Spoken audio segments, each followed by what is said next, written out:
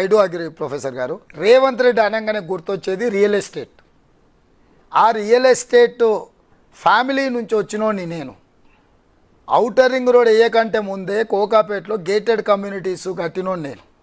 So real estate ఏ విధంగా develop చేయాలి, నాకున్న యూఎస్పీనే ఈ రోజుకు రాజకీయాలలో నేను అంతో ఇంతో మనుగడ సాధిస్తున్నా, నా ఖర్చులు నేను పెట్టుకోగలుగుతున్నా అంటే నేను రియల్ ఎస్టేట్లో అంతో ఇంతో సంపాదించిందే ఈరోజు నన్ను కాపాడుతుంది.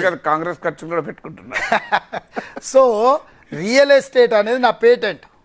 సో దాన్ని ఏ లెవెల్లో తీసుకెళ్లాలో నాకు తెలిసినంతగా ఎవరికి రాష్ట్రంలో తెలియదు. ఎందుకంటే